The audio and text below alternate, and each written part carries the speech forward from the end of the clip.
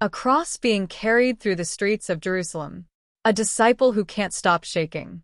And a season finale that will play in movie theaters instead of your living room. This is The Chosen Season 6, Episode 1. The first look, and after watching it, I don't think any of us are ready for what's coming. There's a 30-second clip floating around right now that most fans have already watched a dozen times without realizing what it's actually telling them. It opens in chaos. Torches. Running feet. Voices overlapping in the dark. And somewhere in the middle of that confusion, a single question keeps surfacing among the disciples. Where is Judas? Not what happened to Jesus. Not are we safe. Where is Judas? And once you notice that detail, you can't unsee it because it tells you exactly what kind of season we're walking into. This isn't going to be a season about miracles. It's not going to be a season about crowds cheering or lepers being healed or storms being calmed. Season 6 of The Chosen is about the 24 hours where everything the disciples believed gets tested at once, and the show's creator, Dallas Jenkins, has already said as much. He described this season as the moment we're going all in, calling it the point that every single episode from the past 5 seasons has secretly been building toward. Not a spin-off, not a detour, the destination. And that's what makes this first look trailer hit so differently than anything we've seen from this show before. Every previous season had room to breathe. A wedding, a fishing trip, a quiet conversation on a hillside. Episode 1 of Season 6 doesn't appear to have that room. From the very first frames, it drops you into the arrest, into the panic, into a group of grown men who spent years being told they were building something eternal, suddenly realizing they have no idea what happens next. Jenkins himself said the real theme of the season isn't betrayal or violence, it's confusion. It's watching people who loved Jesus completely lose their footing and having to decide, in real time, whether they still trust him anyway. Think about how heavy that is for a second. We already know how the story ends. Most of the audience watching this show has known the ending their entire lives.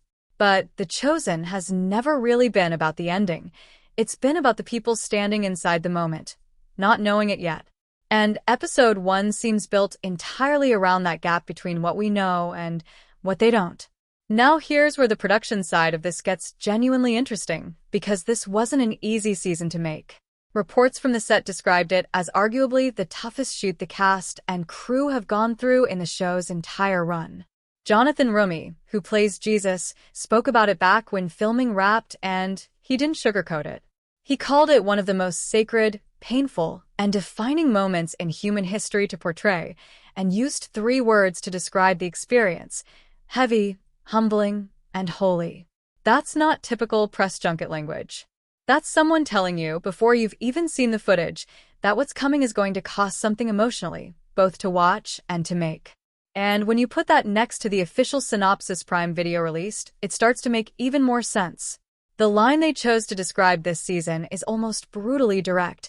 Before the sun sets, Jesus of Nazareth will be dead. No metaphor. No softening. They're telling you up front that Episode 1 begins a countdown, and there's no version of this season where that countdown doesn't end exactly where you think it does. The difference is that this time, the show isn't rushing to get there. It's slowing down to make you sit inside every hour of it. There's also a smaller detail worth pulling apart, something Jenkins pointed out almost in passing when he shared that first teaser, the idea that we rarely think about how word actually spread after the arrest. Who told who? Who ran where? Who panicked first? It sounds like a minor logistical thing, but it's actually one of the smartest choices the show has made, because it fills in a piece of the story the Gospels themselves don't spend much time on. We know Jesus was arrested. We know the disciples scattered. But we've almost never seen the in-between, the frantic, human scramble of people trying to figure out what just happened to their entire world in the space of a single night. That appears to be exactly where Episode 1 plants its flag. So before we get into the actual trial sequences and everything the season has coming after this opener, it's worth sitting with what this first look trailer is really doing. It's not selling you spectacle. It's selling you disorientation, the same disorientation the disciples must have felt, and it's doing that on purpose from the very first frame. Let's talk about who's actually walking back into this story, because the returning cast list tells you almost as much about this season's emotional weight as the trailer footage does. Jonathan Roumie is back as Jesus, obviously, but surrounding him is essentially the entire family this show has spent 5 seasons building. Shahar Isaac returns as Peter, and if episode 1 is really centered on confusion and fractured loyalty, Peter is arguably the character carrying the heaviest load of that theme, given what we already know is coming for him before the story is finished. Paras Patel is back as Matthew. Elizabeth Tabish returns as Mary Magdalene. George Santhus as John. A. Bueno Jalad as Big James. Noah James as Andrew. Vanessa Benavente returns as Mother Mary, which alone should tell you this season isn't only about the men in the room, it's about the people watching from the edges, absorbing everything happening to someone they love and having no power to stop it. And then there's the other side of the story. Luke Dimyan is back as Judas, Richard Fancy as Caiaphas, Paul Benvictor as Herod, and Andrew James Allen as Pontius Pilate. That's not a small detail either.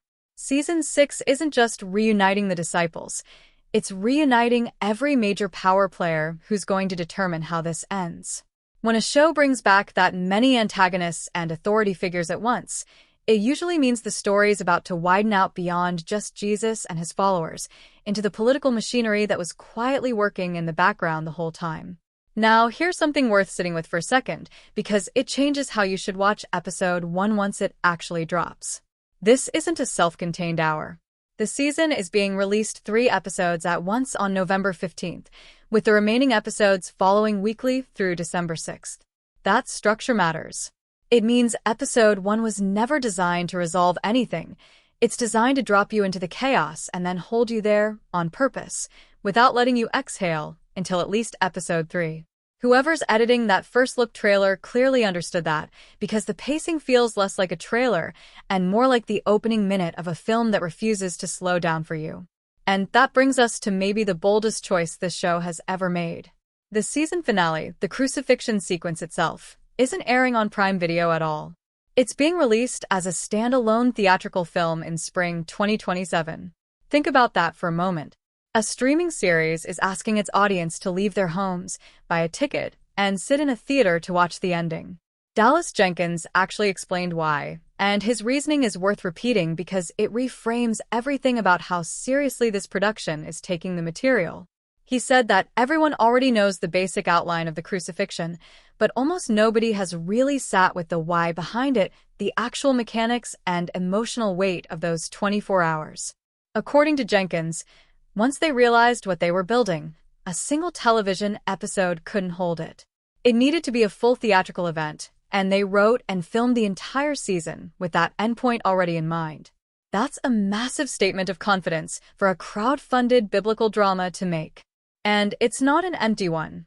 This is a show that's reportedly crossed more than 300 million viewers across 175 countries, which is part of why a theatrical release for the finale isn't just possible, it's practically inevitable at this point. When a project reaches that kind of global scale, just another streaming episode stops being a big enough container for the ending everyone's been waiting 5 seasons to see. So when you rewatch that first look trailer with all of this in mind, it stops looking like a normal season premiere. It starts looking like the opening chapter of a story that's been engineered from the ground up to end in a movie theater instead of on your couch, which means episode 1 isn't just introducing a new season. It's opening the door to something the show has never attempted before. There's still more to unpack here. What we can piece together about the arrest sequence itself, the emotional state Jenkins hinted at for the disciples, and what that theatrical finale might actually mean for how this story gets told differently than we've seen it before. That's where we're headed next. So let's go back to that arrest sequence one more time, because there's a piece of it worth slowing down on. In the clip that's circulating, the chaos isn't scripted to look heroic. Nobody is standing tall. Nobody has a plan. What you're watching, according to Jenkins himself, is a group of men who spent years being told they were part of something eternal, suddenly discovering they have no idea what to do with their hands, their feet, or their next 10 minutes. He specifically pointed to how word spreads after the arrest, who runs, who freezes, who starts asking about Judas before anyone even asks about Jesus. That's not an accident of editing. That's the entire emotional thesis of season 6 compressed into 30 seconds. Faith doesn't disappear the moment things fall apart, but it does get very, very quiet. And that quiet is exactly what makes the theatrical finale decision so interesting once you really think it through. A television episode can end on a cliffhanger and ask you to come back next week. A theatrical release can't do that. It has to hold you in a room, in the dark, with nowhere to look away, for as long as the story needs you there. Jenkins didn't just want people to watch the crucifixion. He wanted them to sit inside it, uninterrupted, the way the disciples themselves had no choice but to sit inside those 24 hours. That's a completely different intention than let's make a finale episode, and it's why calling this a movie instead of an episode isn't marketing. It's a structural decision about how grief and faith are supposed to be experienced. There's also something worth saying about the returning cast in this context, because an ensemble this large coming back for what's essentially the hardest chapter of the entire series isn't just continuity, it's commitment. Roumie has already told us what filming this cost him personally, using words like heavy and holy instead of the usual promotional language actors reach for. When someone describes playing a role as humbling rather than exciting, that's usually a signal that what's on screen is going to ask something real of the audience too, not just of the performer. And maybe that's the real reason this first look trailer has spread as fast as it has. It's not spectacle, it's recognition. Whether or not you've ever opened a Bible, most people understand what it feels like to watch something you believed in start to unravel faster than you can process it, to be standing in the middle of chaos, asking the wrong question, because the right one is too painful to say out loud. That's what the disciples are doing in this footage. That's what episode 1 is actually about, underneath the robes and the torches and the Roman soldiers. It's about people who are about to lose the person they built their entire lives around, and the show is finally, after 5 seasons, letting us watch that loss happen in real time instead of skipping past it. So here's where that leaves us heading into November 15th. 3 episodes drop together. Then a weekly release carries us through early December, building toward a finale that isn't even going to live on the same screen as the rest of the season. It's going to live in a movie theater in spring 2027 as its own standalone event. That's an enormous swing for any show to take, let alone one that started as a crowd-funded passion project and somehow grew into something watched by hundreds of millions of people across nearly every corner of the world. And based on everything in this first look, the pacing, the performances, the words the people making it are choosing to describe it, Season 6 isn't trying to give us more of what worked before. It's trying to make sure that when we finally get to that cross, we feel every single hour it took to get there. That's what makes this more than just another trailer breakdown.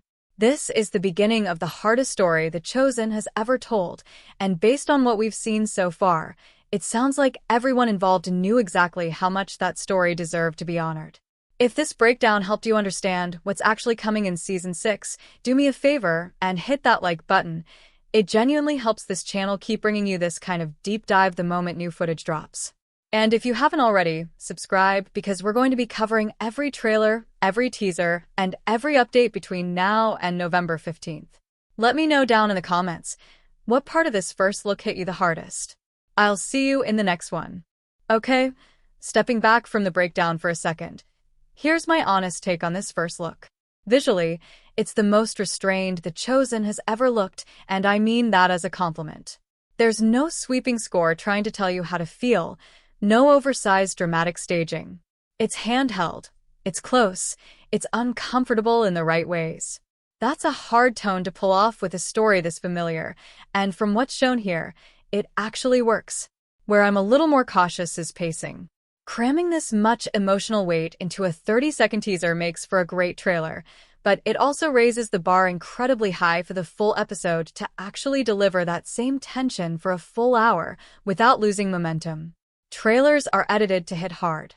Episodes have to earn it scene by scene. That said, the choice to build toward a theatrical finale instead of just another streaming episode tells me this creative team isn't cutting corners anywhere.